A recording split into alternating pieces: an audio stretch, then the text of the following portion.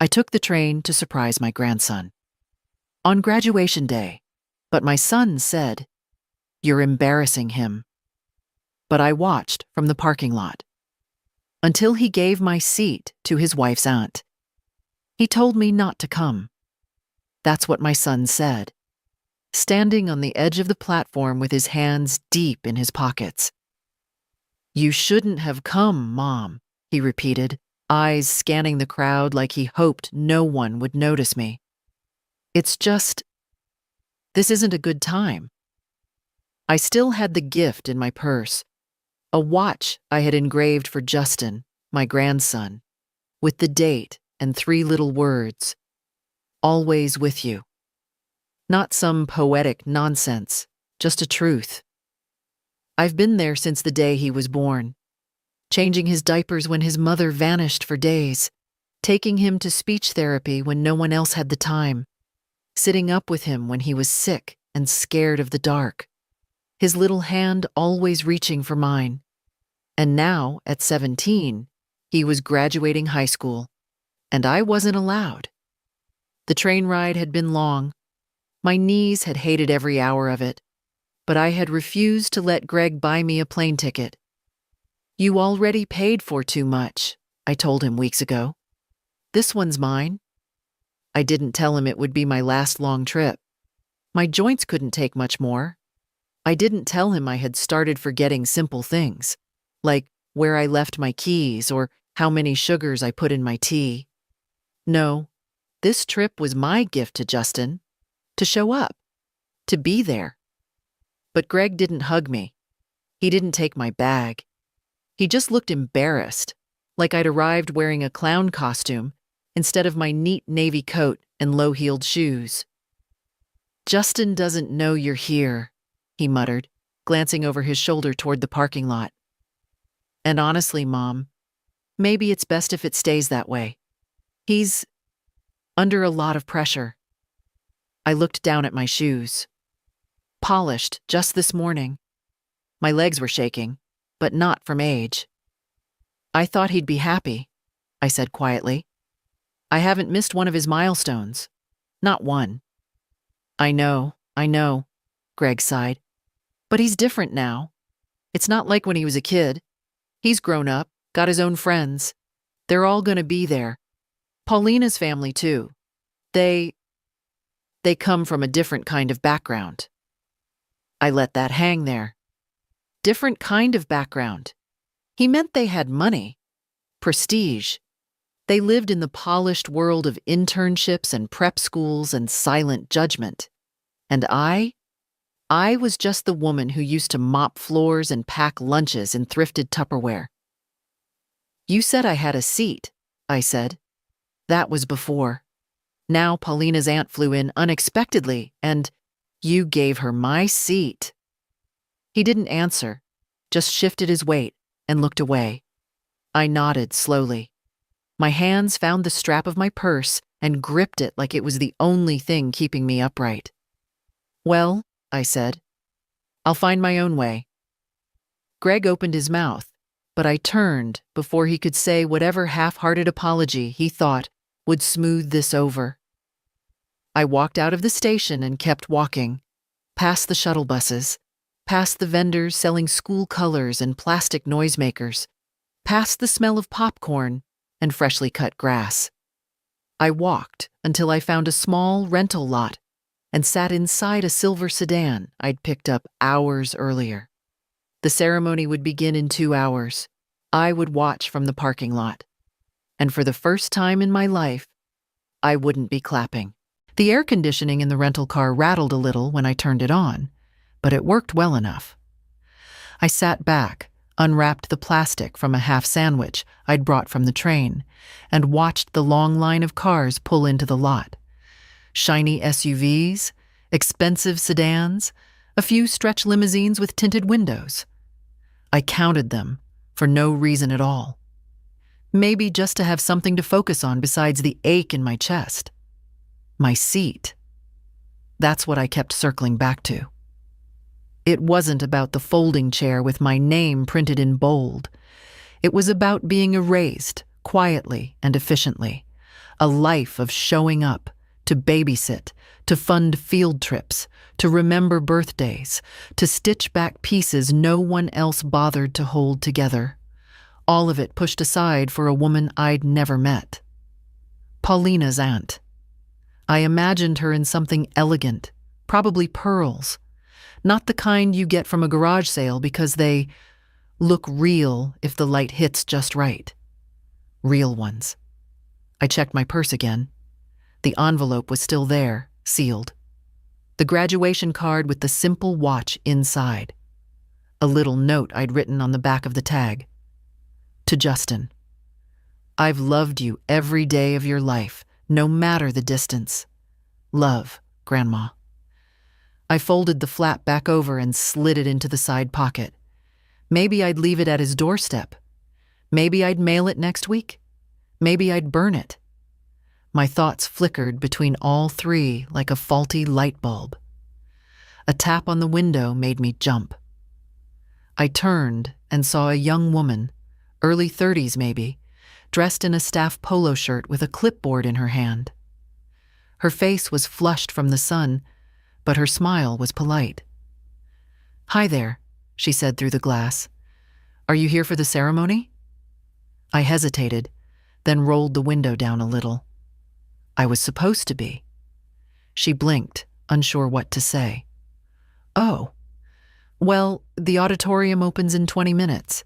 If you're waiting for someone, I just wanted to let you know parking time is limited for non-ticketed guests." "Thank you," I said. "I'll be on my way soon." She nodded, gave me a kind enough smile, and walked off, calling something over her shoulder to a fellow usher. I watched her clipboard bounce with each step.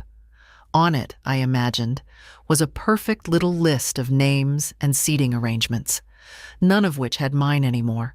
I leaned back in the seat, letting my eyes wander to the crowd forming near the main entrance. Students in robes, families posing with flowers and signs. I spotted Justin almost immediately. Even from this distance, I'd know his walk. Tall, shoulders slightly hunched forward, like he hadn't yet realized how much space he could take up. His gown fluttered behind him as he half jogged across the lawn toward a group gathered near the steps. My heart thudded. He was beautiful. Not handsome in some polished catalog sort of way. Beautiful in the way that made your throat catch. His eyes, even from far away, were filled with that restless energy I'd seen since he was a boy, the kind that wanted to run faster than the world would allow. A woman ran up to him and hugged him. Paulina, blonde, confident, expensive-looking. Then another woman, maybe the aunt, clasped his shoulders, said something that made him laugh. He smiled. He smiled. I don't know why that hurt so much.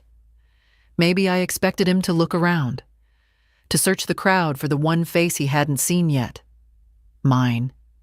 Maybe I wanted him to feel somewhere deep in his bones that I was close. But he didn't. He laughed, posed for a picture, and stepped inside. The door closed behind him. I sank lower into my seat.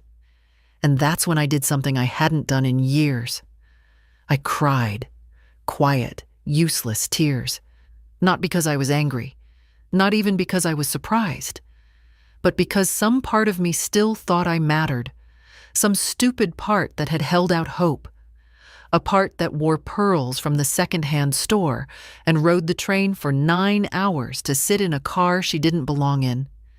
I wiped my face roughly, furious at myself.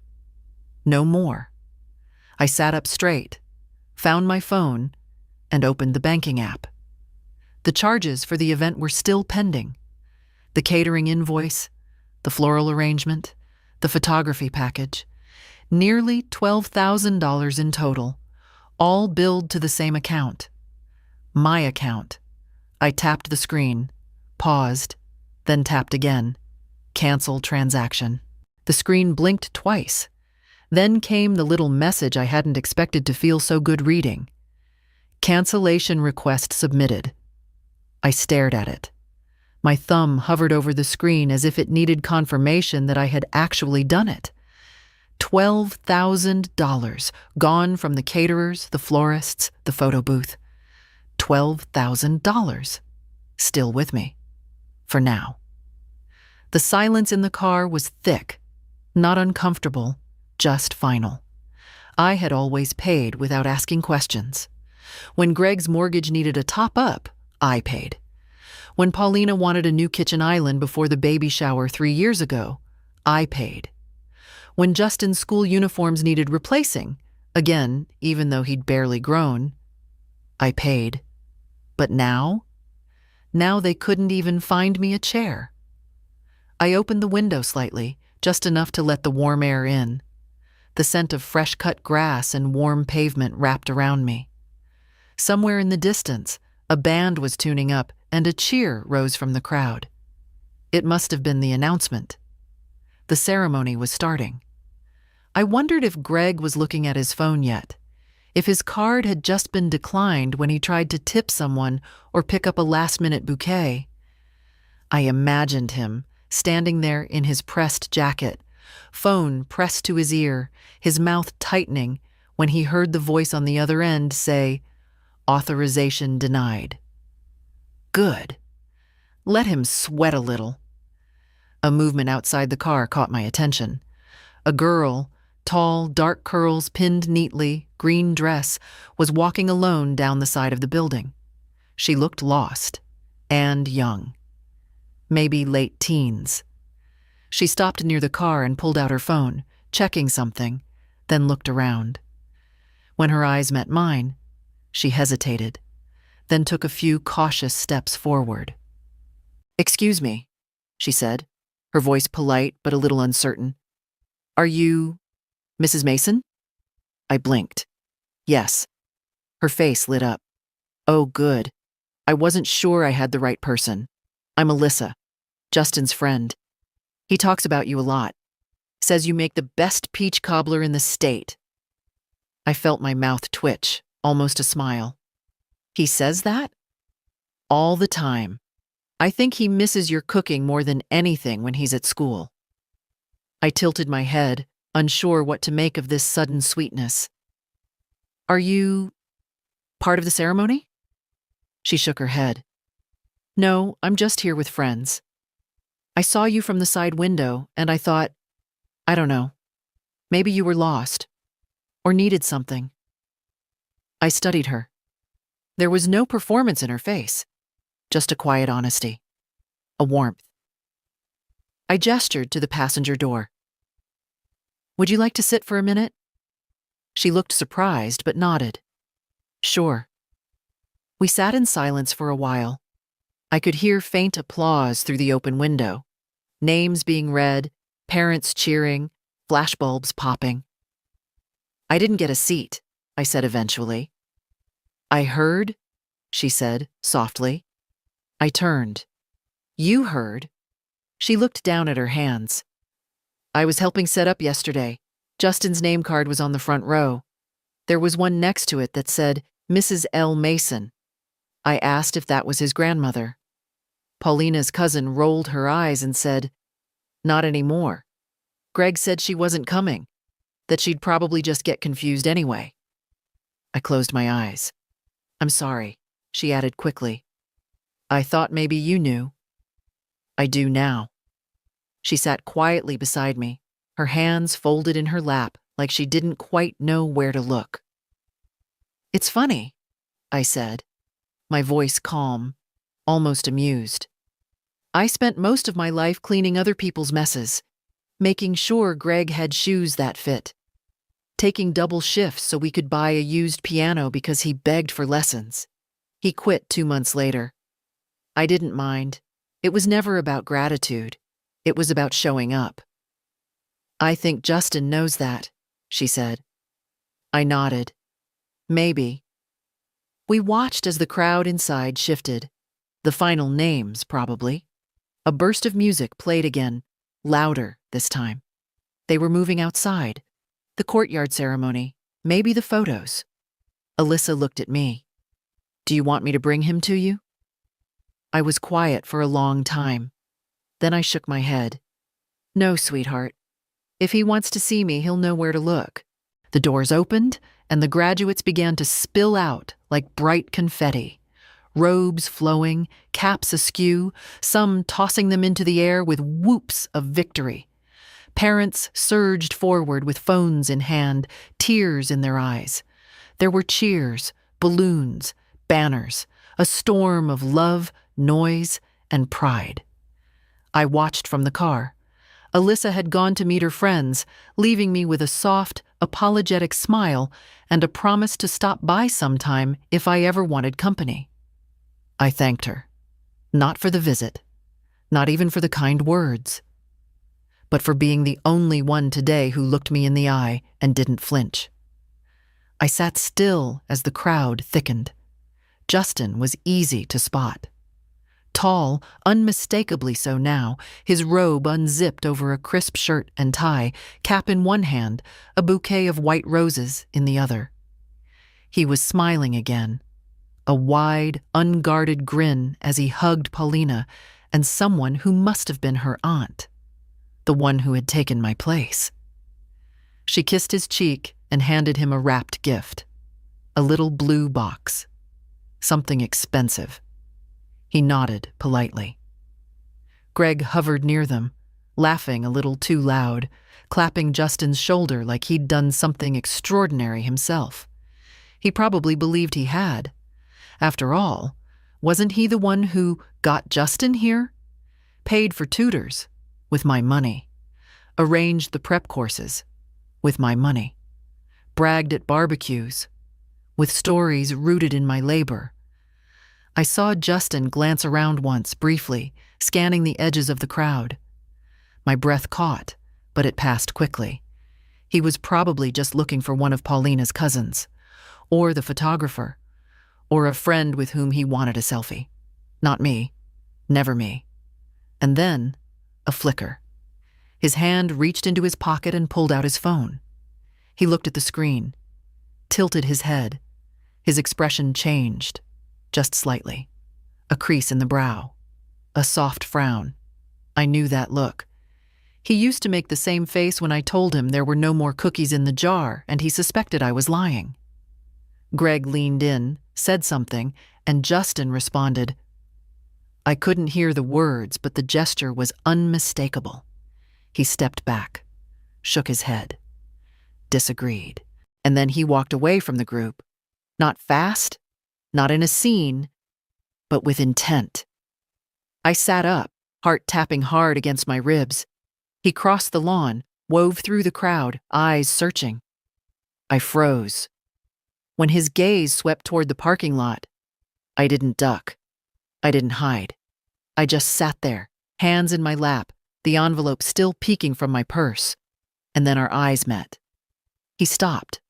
A full heartbeat. Then another. And then he came.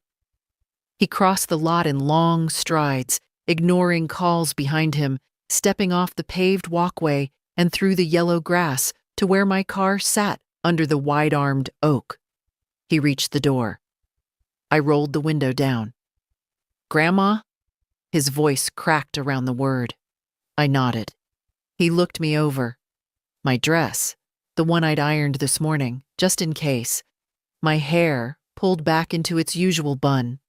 The watch on my wrist. My hands. He looked like he wanted to say something and couldn't find the shape of it.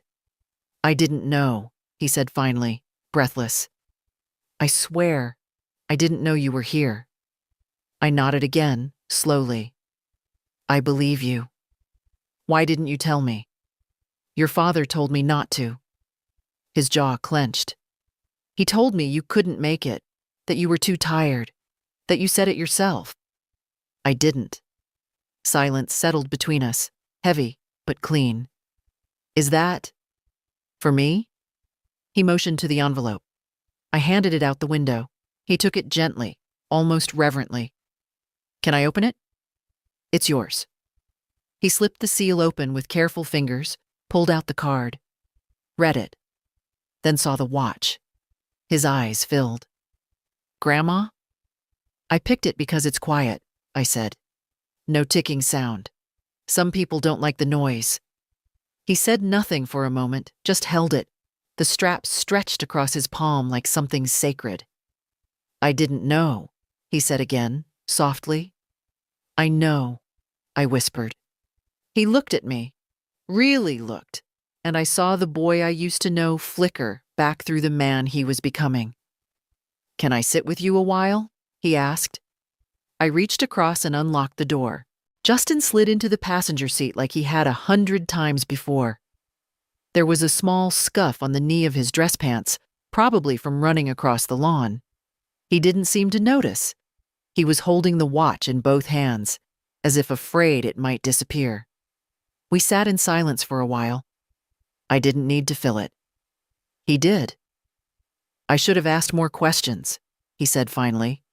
When Dad said you weren't coming, it felt wrong. But I didn't want to start something. You were busy, I said. No, he answered. I was comfortable. I turned my head slightly to look at him. His profile was strong now, the soft lines of boyhood sharpened by time and self-awareness. But his voice, that was still my boy's voice. That edge of shame, of wanting to make things right, even if he didn't know how. They gave my seat away, I said, not bitter, just plain. His eyes dropped. To Paulina's aunt. I raised an eyebrow. You knew? She came this morning, last minute. Dad said there wasn't room for everyone. But you were on the original list, Grandma. I saw it when the programs were printed. You were supposed to be right next to me. I didn't answer. He exhaled hard. He told me you canceled.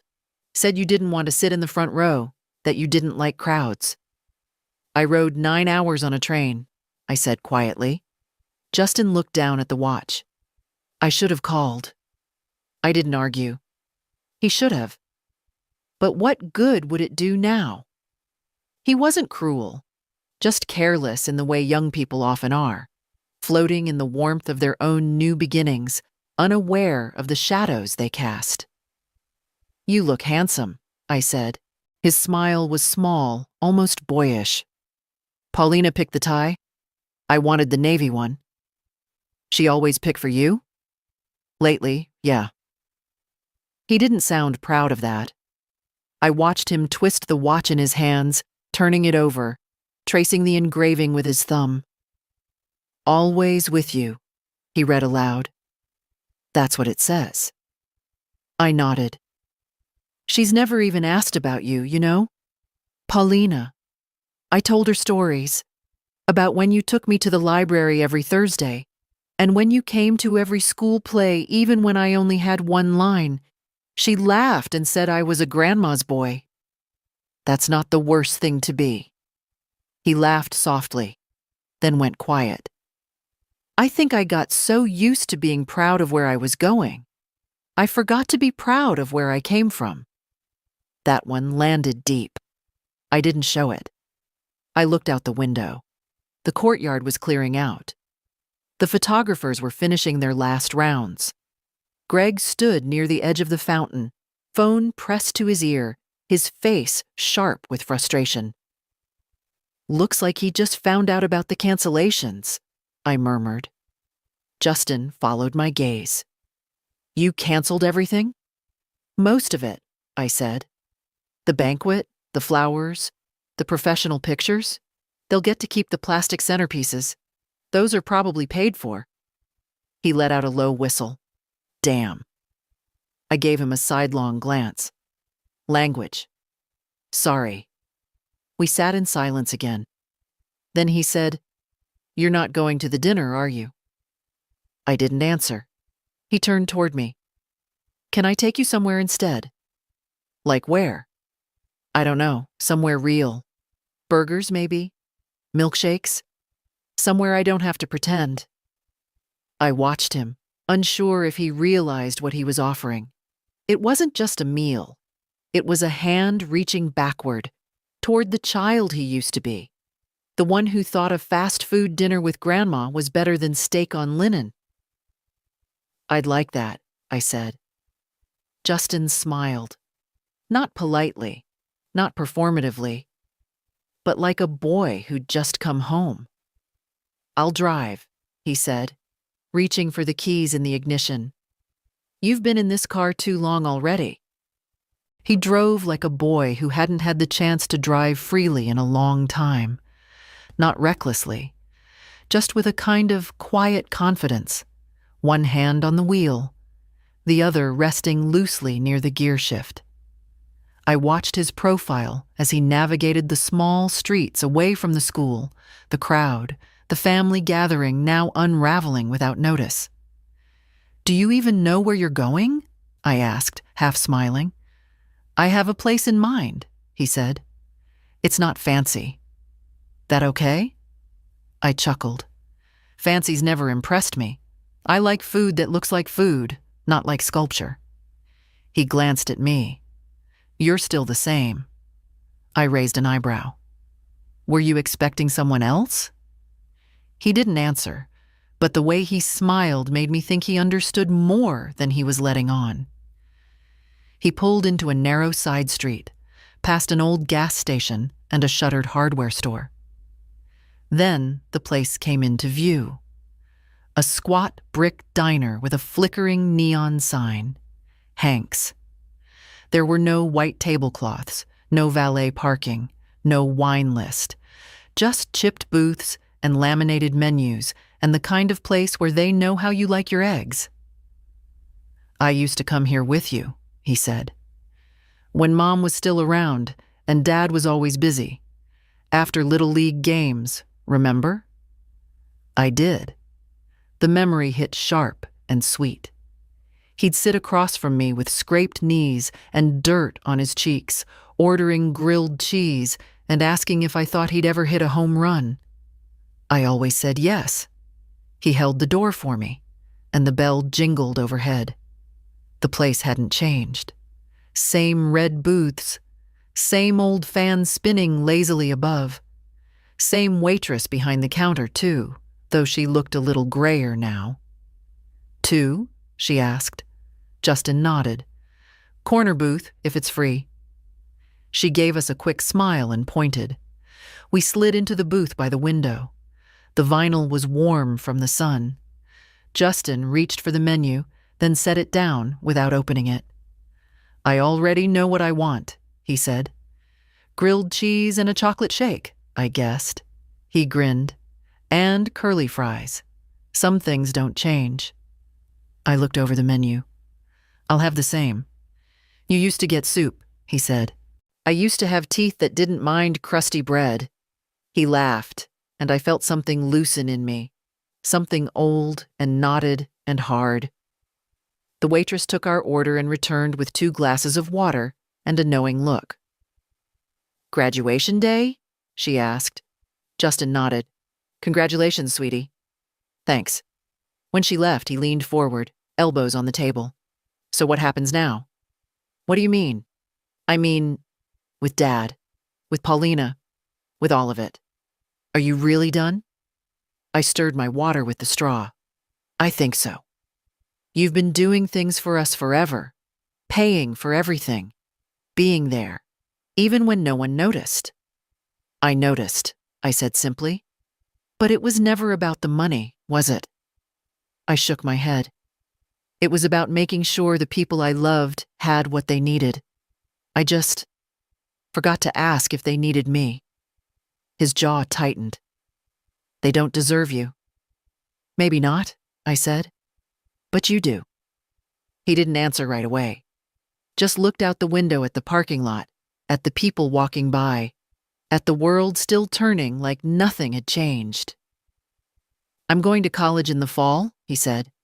"State university. Full scholarship mostly. But housing's tight.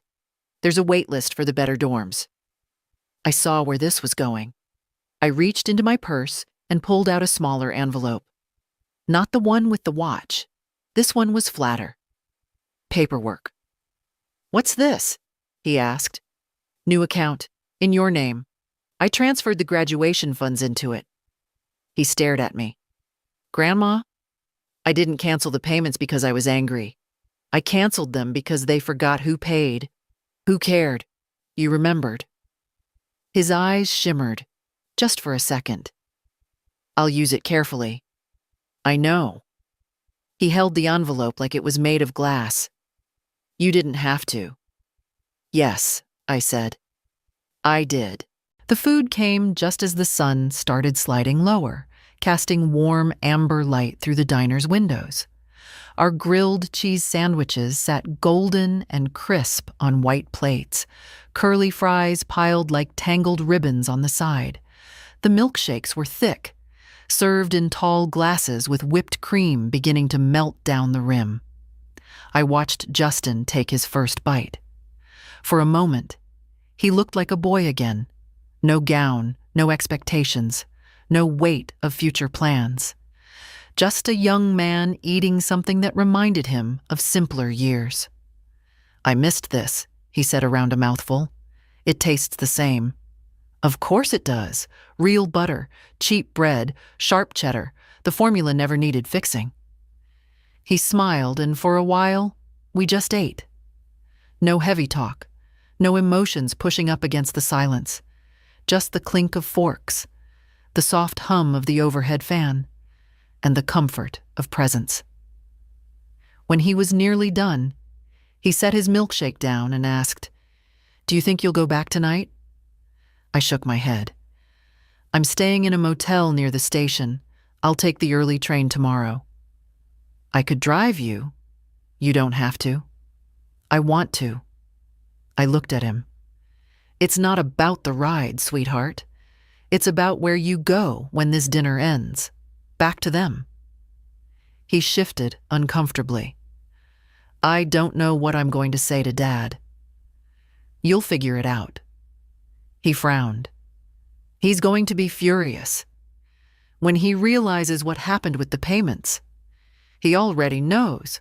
I saw his face while you were walking over." Justin rubbed his hands over his face. "He's going to blame me. Let him." "But I didn't." "I know. But sometimes people need someone to aim their guilt at. If it helps him sleep better, let him think it was your idea. I've got broad shoulders. So do you." He shook his head. "It's not fair. Most things aren't." He stared at the table for a long moment. Then he looked up. "Do you forgive him?" I didn't answer right away. Forgiveness wasn't a coin I handed out easily.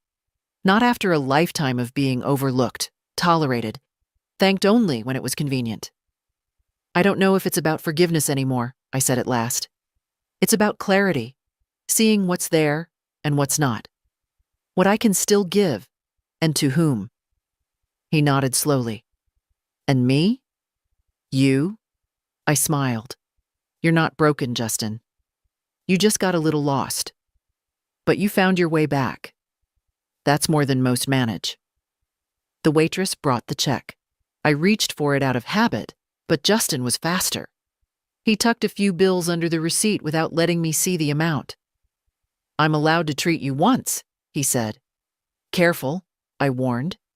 "It's addicting." We left the diner together, stepping into the soft pink glow of evening. The breeze had cooled, rustling the trees along the sidewalk. A few kids rode past on bikes, laughter trailing behind them like kites. Justin walked me to the car and opened the door for me. "Can I drive you to the motel?" he asked. "No, but you can walk me to the front desk." We rode the short distance in silence. When we arrived, he walked me in, like he'd promised. At the counter, I gave my name and took the key. The clerk didn't ask questions. Small towns have a way of letting silence do the talking. Outside my room, Justin hesitated. "You'll call me?" he asked. "When you get home?" "I will." "And if I visit this summer?" I smiled. "The peach cobbler won't bake itself?" He stepped forward, then stopped, then stepped again, and wrapped his arms around me. Tightly. "I love you," he whispered. I held him, and for the first time all day, I let my eyes close. He left only after I'd locked the motel room door behind me. I stood by the window for a while, watching him walk across the parking lot. He didn't hurry. He wasn't slouched like usual. He looked taller somehow, straighter, like someone who'd made a choice. Once his car disappeared down the road, I sat on the edge of the bed and took off my shoes. My feet throbbed from the day. Too many hours in shoes made for standing proud, not for standing still. I unpinned my hair, shook it loose. The mirror across from me caught the movement, and I stared for a moment at the woman reflected back. Tired, older, but still here. I reached for the hotel phone and dialed. Not Greg, not Paulina, not even Justin. I called the bank. "Mrs. Mason," came Richard's voice, warm and measured like always. "Everything all right?" "Yes," I said. "Everything's fine. I'm calling to confirm that the transfers I canceled today won't be reinstated." "No, ma'am. Everything remains as you requested. The funds were stopped before authorization. The vendors were notified." "Good." There was a pause. "Is there anything else I can do for you?" he asked. I hesitated. "Actually, yes. I'd like to schedule a full review. I'm considering restructuring my will." "I can set up a call for Monday morning, and I'll arrange for a legal consultant to join if you'd like." "That would be appreciated." We finalized the details, and after I hung up, I sat quietly in the still room. The air conditioner hummed low, and the world outside the thin curtains fell into darkness. I thought about Greg. I thought about the sound of his voice this morning at the station, the tightness, the shame he hadn't even tried to hide. He knew what he was doing. He knew what it meant to ask his mother to turn around and leave. And he did it anyway.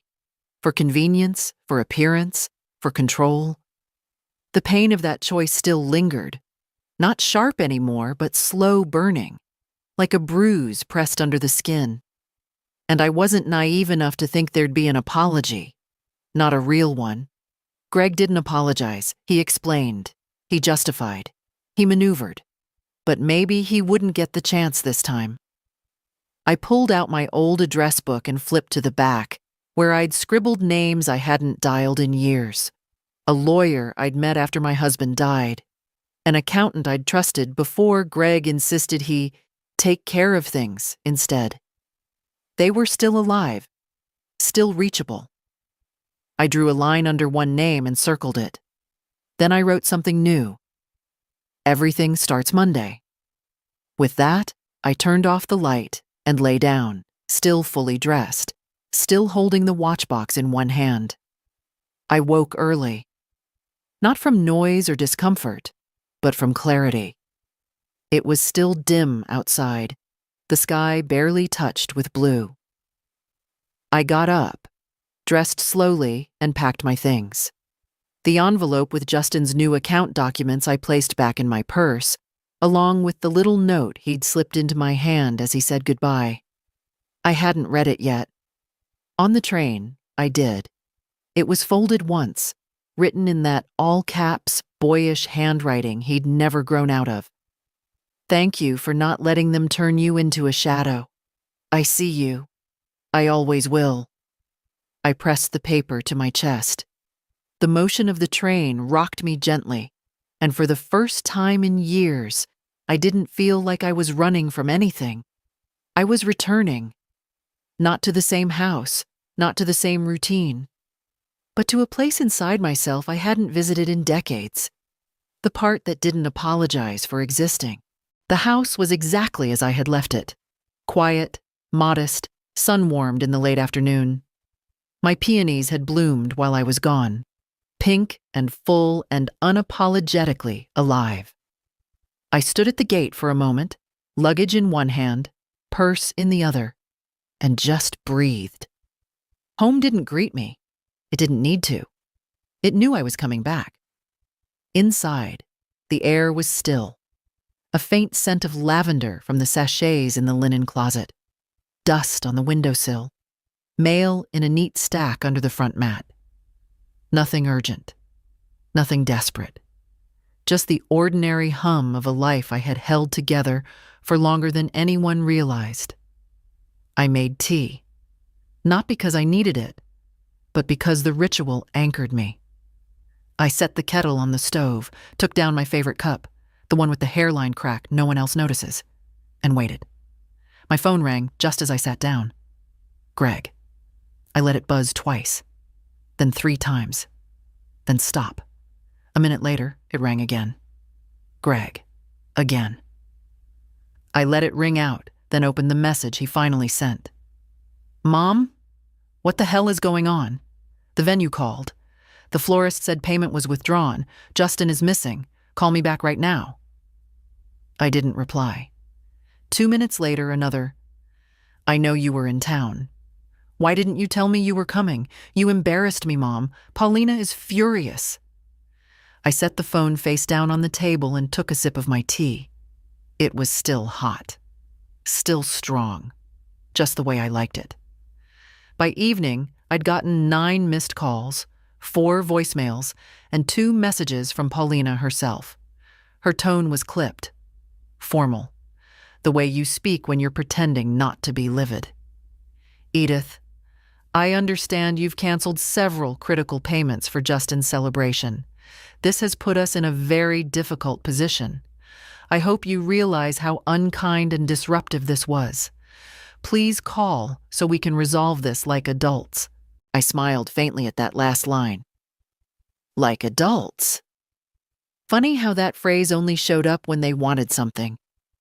I spent the rest of the evening in the garden, pulled weeds, watered the soil, watched the bees slip between the blooms with a kind of purpose I envied. I was tired, but not the kind of tired that asks for rest, the kind of tired that asks for change. The next morning, I went into town, visited my lawyer, signed the first round of documents to reassign power of attorney. Greg's name, once scribbled so confidently on those lines, now struck through and replaced with my own. Then I opened a safe deposit box, put Justin's note inside, along with a copy of the watch engraving. Always with you. Let them think I was petty. Let them say I was dramatic, unreasonable, even cruel. Let them talk behind closed doors about the episode I had in my old age. Let them cast shadows. I wasn't in them anymore. That evening, Justin called. Hey, he said, voice softer than I'd ever heard it. Hey, yourself. I'm home, he said. I've talked to Dad. And? He tried to act confused, said it was all a misunderstanding, blamed the agency, then Paulina, then the seating chart. Of course. I didn't buy any of it. I told him I knew what happened, that I saw you, that you were there. I closed my eyes. How did he take it? Worse than I expected. Better than he deserved. I waited. I told him I won't be taking the money he set aside for college, Justin added. I told him I've got a better source now. Are you sure? I've never been more sure. He paused. Thank you, Grandma. Not just for the account, for the clarity. I smiled. Clarity's a gift, just not always a gentle one. No, he said. But sometimes it's exactly what we need. The next few days passed in the rhythm I hadn't known I missed. Slow, deliberate, mine. I answered no calls, responded to no messages. I went to the farmer's market. I baked a peach pie just because I could. I repotted my geraniums even though my knees complained the whole time. The silence around me wasn't empty anymore. It was full, with peace, with choices, with a kind of stillness that didn't ache. Then one afternoon, I got a knock on the door. Not a phone call, not a text, a real knock. Through the lace curtain, I saw a woman, well-dressed, late 50s maybe, with pearl earrings and a silk scarf too fine for this dusty porch. I didn't recognize her at first, but something about the set of her jaw felt familiar. I opened the door. "Mrs. Mason?" she asked. "Yes." She offered her hand. "Elaine Ferris, Paulina's aunt." I stared at her hand for a beat, then shook it. It was cool, soft, firm. "I hope I'm not intruding," she added. "I got your address from the event organizer. She said she wasn't supposed to give it, but—" "Well," I was persistent. "What can I do for you?" She glanced past me into the hallway, then back at my face. "May I come in? Just for a few minutes?" I considered saying no, but something in her expression, not regret exactly, but the tension of someone who wasn't used to being questioned, made me curious. I stepped aside. She walked in like someone who didn't often wait for permission, took in the pictures on the mantel, the crocheted pillow on the armchair, the soft clutter of a lived-in life. She sat when I motioned, then folded her hands neatly in her lap. "I owe you an apology," she said. That caught me off guard. "Do you?" "Yes, for taking your seat. At the graduation."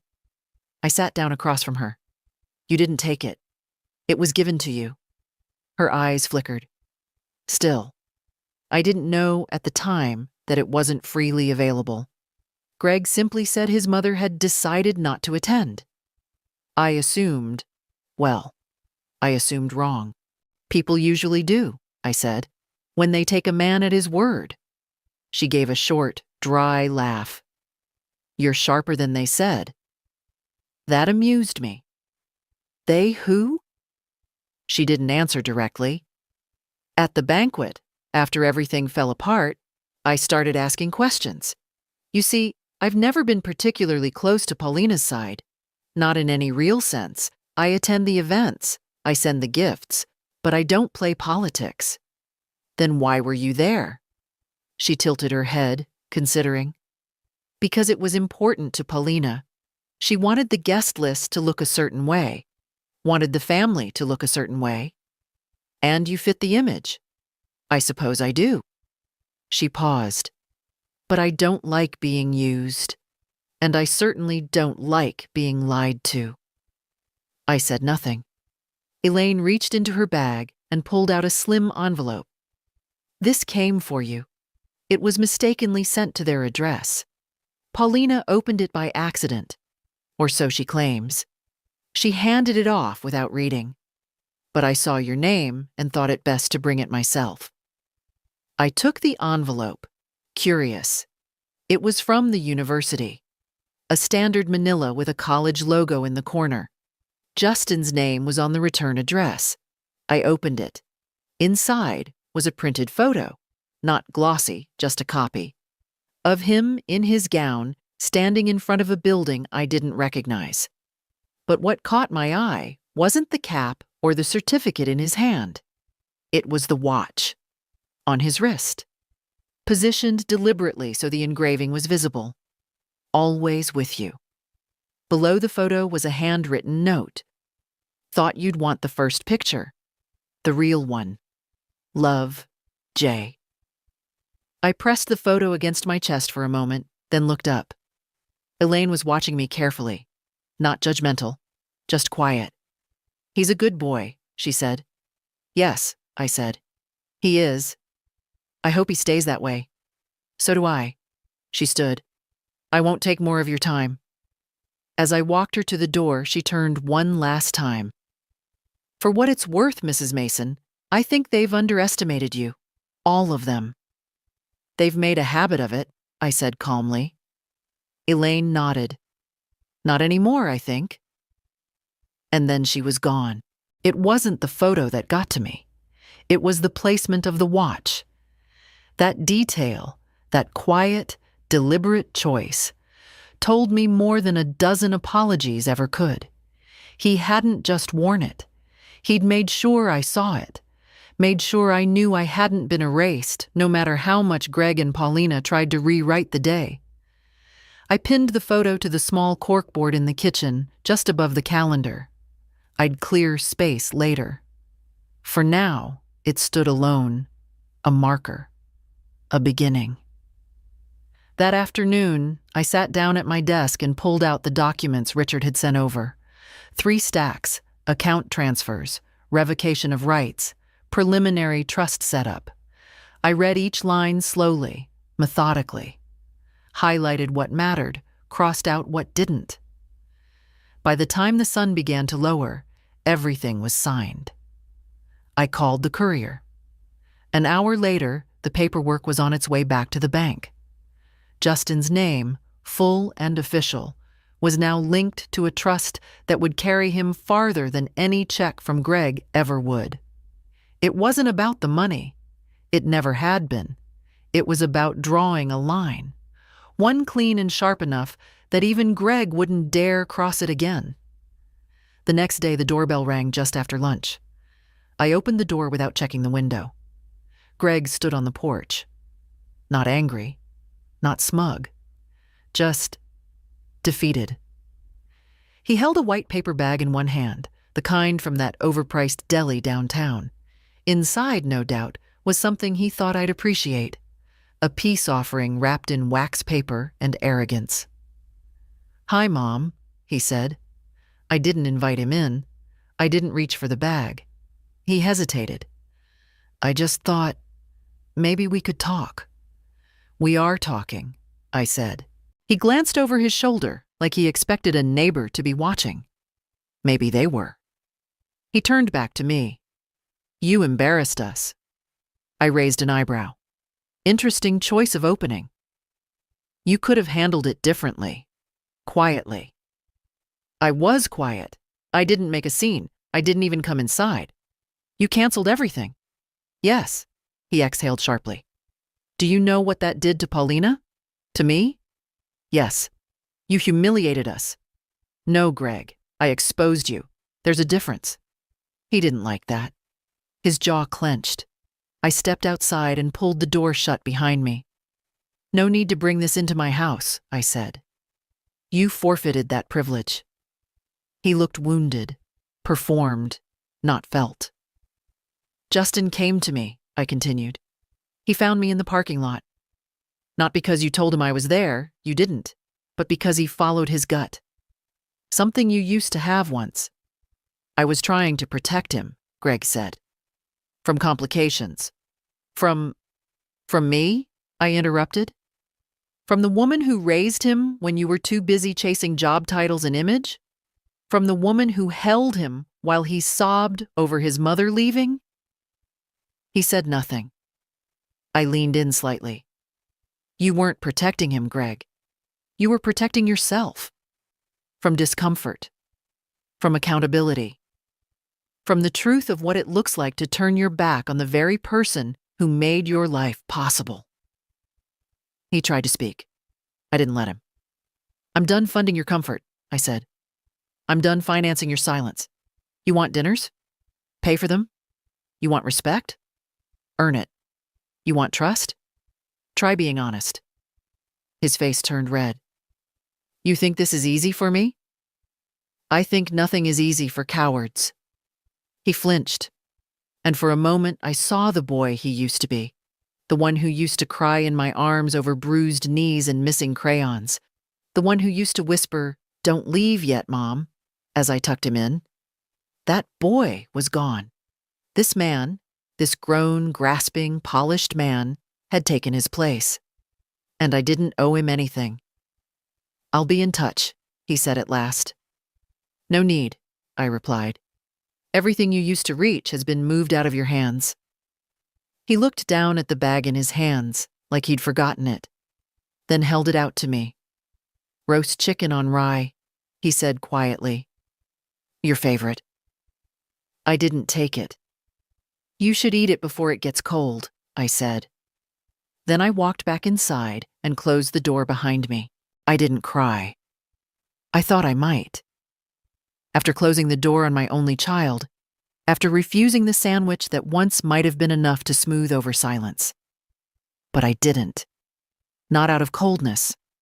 Not out of pride. Just because there were no tears left for Greg. He'd used them all up. Over years of quiet disappointments, of phone calls that were more updates than conversations. Of holidays I was invited to like a formality. Last minute, corner table, an extra fork, but never a seat that mattered. I'd given my grief its time. What remained now was distance, not punishment, not bitterness, just space and peace. The kind of peace that doesn't wait for permission. That evening, I called Justin. He answered on the first ring. "Hey," he said, breathless. "I was just about to text. Are you okay?" "I'm fine," I said. "Your father came by." A pause. "Should I ask how it went?" I didn't let him in. Good. There was relief in his voice, and something else too. Guilt, maybe, or the ache of loyalty stretched too far for too long. "He brought a sandwich," I added. Justin laughed. Classic. He thinks things can be fixed with food. Maybe they could once.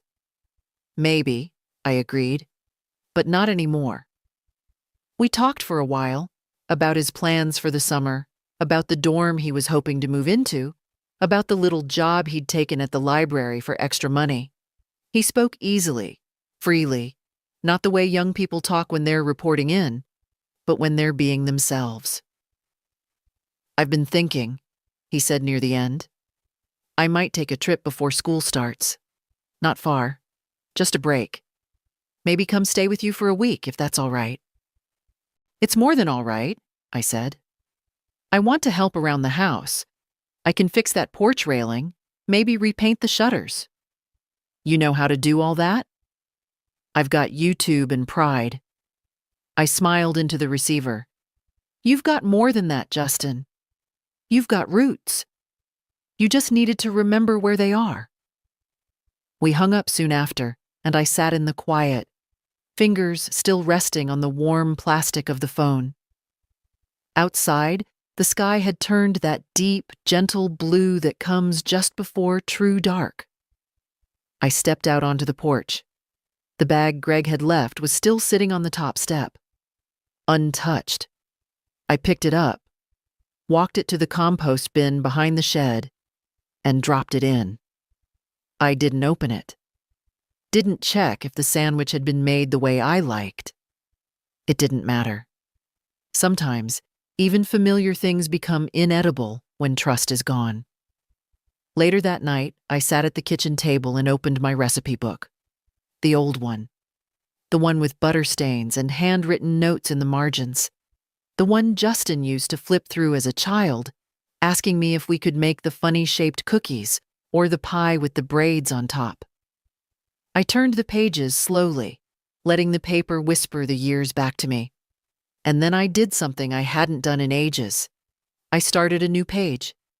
Justin's Cobbler, 2025. Not because the recipe had changed, it hadn't, but because the meaning had. The name mattered now. It marked something reclaimed, something passed on not through obligation, but through choice. I wrote the ingredients, then paused before the instructions. Instead, I wrote, "Make when someone you love finds their way back to you." Then I closed the book. And for the first time in a very long time, I felt full. The week that followed unfolded in small, steady movements. No grand declarations, no sudden confrontations. Just the quiet rebuilding of a life I had left neglected for too long. I cleaned out the upstairs closet, the one full of boxes labeled with years instead of contents. I found photo albums I thought were lost, recipes I'd scribbled on backs of envelopes, birthday cards from Justin when he still signed them with backward letters. On Thursday, I got a letter in the mail, a real one. The handwriting on the envelope was unmistakably Greg's, heavy, angular, overly careful, like he was trying to appear calm, but had pressed too hard with the pen. I opened it at the kitchen counter. No greeting, just one line. "I'm sorry you felt unwelcome." I stared at the words for a long time. Not because they surprised me, they didn't, but because they landed exactly how he meant them to. Slippery. Blameless. Safe. I folded the letter once, twice, and slid it under the drawer liner in the back of the silverware cabinet. Somewhere out of sight. I wasn't angry. I was done. Justin arrived 2 days later, a duffel bag slung over one shoulder, a box of peaches in the other. "Straight from the orchard," he said proudly. "I figured I'd bring the ingredients since I'm hoping for pie." I stepped aside to let him in. "You've always known how to sweeten the deal." He dropped the bag by the door and looked around the house like he was memorizing it. "It smells like soap and something baked." "That's just the kitchen towels drying on the rack." He turned toward me, a little smile on his face. "It smells like you." We spent the afternoon on the porch. He painted the shutters while I trimmed the lavender. We didn't talk much, just the occasional question, the sound of the brush against wood, birds calling somewhere beyond the fence. Every now and then, he'd stop and look at me like he was making sure I was still there. I always was. That evening, over peach cobbler, still warm with vanilla ice cream melting slow into the crust, he said, "I haven't told Paulina I'm here." I nodded. "That's your business. She messaged me this morning, said she hopes I cool off." "And will you?" He looked down at his bowl. "No, I don't think I will." I waited. "She always said she admired your strength," he continued. Said it with a sort of edge, like strength was a thing to keep an eye on. "Some people are more comfortable with soft things," I said, "until they realize softness can rot just like anything else." He looked at me sharply, then laughed. "You've gotten bolder." "No," I said. "I've gotten quieter. And when a quiet woman starts saying what she really means, people think it's thunder." He leaned back, eyes thoughtful. "You think she'll come around?" "I don't know," I said honestly. "But it's not your job to make her, or to bend yourself until she does." He looked out the window. "I thought I had to choose between love and loyalty. And now? Now I think loyalty should be part of love, not separate from it." That made me smile. He got up then, took our bowls to the sink, rinsed them out like he'd lived here forever. The sight of it, this tall, growing man in my kitchen, stirred something deep in me. Not grief, not nostalgia, but recognition. This was what survival looked like when it chose peace. Not endurance, not bitterness, not silence, but presence. The next morning, I found Justin in the backyard, barefoot in the dew-wet grass, standing beside the old wooden bench that had sagged under so many summer afternoons. He was staring at the tree line, the way people do when they're trying to locate something they can't name. I stepped outside quietly, my robe pulled tight. "You look like someone waiting for a sign," I said. He turned, sheepish. "Maybe I am." I walked toward him slowly, joints still stiff from sleep. "Did you sleep all right?" "Like a stone," he said. I didn't realize how heavy everything had been until it let go. We sat together on the bench, and it groaned beneath us like an old friend waking up. "I keep thinking about the train station," he said after a while. "How close I came to not finding you." "You did find me," I reminded him. "That's what counts." He shook his head. "I know, but I keep playing it over. The speeches, the cameras, the people saying, 'What a perfect day.' And I just remember the way your window rolled down and your face looked, I don't know. Still. He had no idea how much effort that stillness had taken, how many muscles had gone tight to keep my hands from shaking. "I'm glad I turned around," he said. "So am I." He leaned back, let his head rest against the bench rail. "Do you think Dad will ever change?" I didn't answer right away. "I think," I said slowly, "that people change only when their comfort is threatened. And Greg's had a long, easy run. But you changed, he said. No, I corrected him gently. I remembered. He looked at me, really looked, and nodded. Yeah, that's more accurate. We spent the rest of the morning doing little things. Laundry, clearing the garden path, reorganizing the spice rack. He followed my lead without needing to ask, and when I caught him humming under his breath, I didn't say a word. Let it be. Let him have the small piece of usefulness. At lunch, the doorbell rang. Justin peeked through the curtain. It's her. I didn't need to ask who. Paulina stood on the porch in linen pants and oversized sunglasses. She held her phone in one hand, her car keys in the other. Her posture was perfect. Her mouth was set. I'll go, Justin said. No, I said. Let me. I opened the door but didn't invite her in. Mrs. Mason, she said coolly, I see you're well. I am. She looked over my shoulder. Justin's here? He is. Did you think it was appropriate not to tell me? I smiled gently. I didn't think about you at all. That rattled her more than any insult could have. She shifted on her feet, lips pressed tight. I just wanted to say that what happened at graduation wasn't personal, she said. It was unfortunate, but not personal. Everything is personal when you erase someone.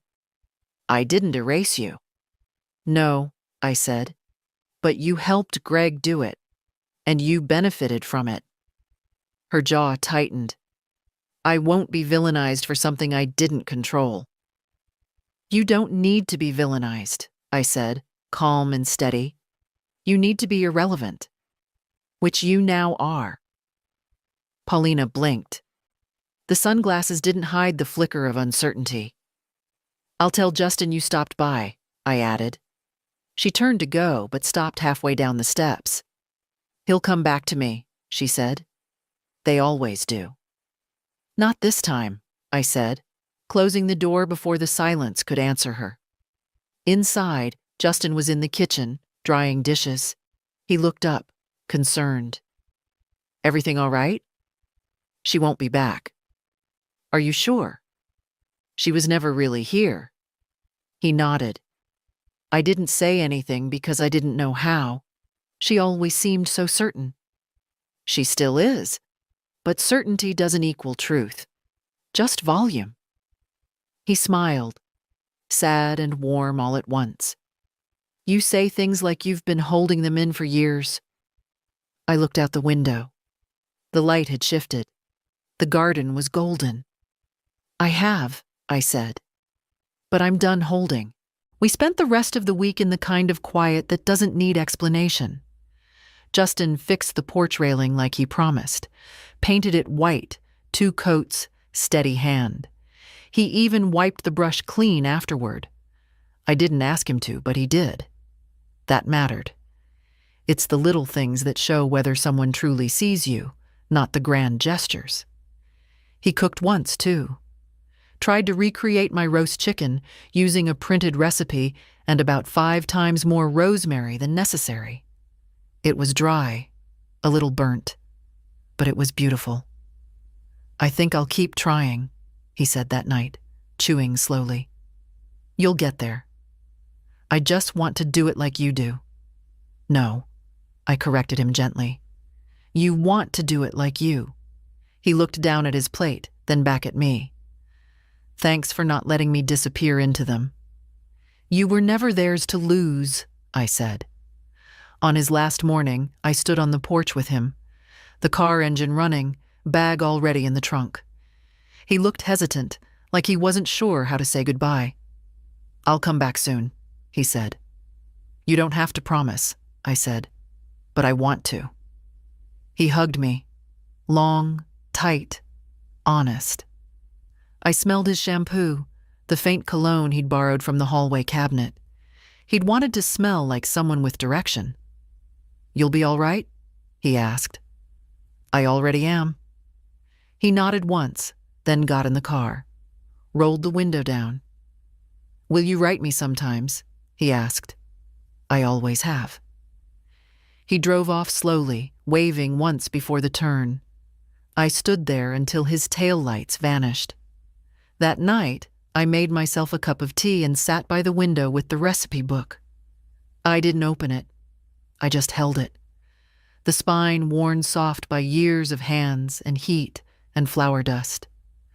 So many things in this house had changed, but not the feel of that book in my lap. I thought about all the women I'd known, the ones who kept their pain quiet, who swallowed insults with Sunday dinner, who were told they were too much or not enough, too loud, too sharp, too plain, too old. And I thought, we're still here. We're still standing in kitchens, wiping tables, whispering truth into soup pots. We're still the ones who remember the birthdays no one else does. We're still watching from the parking lot, just in case. But maybe not anymore. Maybe we're done waiting for seats at tables we built. Maybe we set our own. And if you're reading this, if you've ever been pushed to the side, talked over, told to stay quiet for the sake of harmony, then know this: you were never the problem. You were the root, and roots grow back. Stronger, deeper, wiser. They always do. If this story found you at the right time, or reminded you of who you are, stay a little longer. Leave a comment. Share your voice.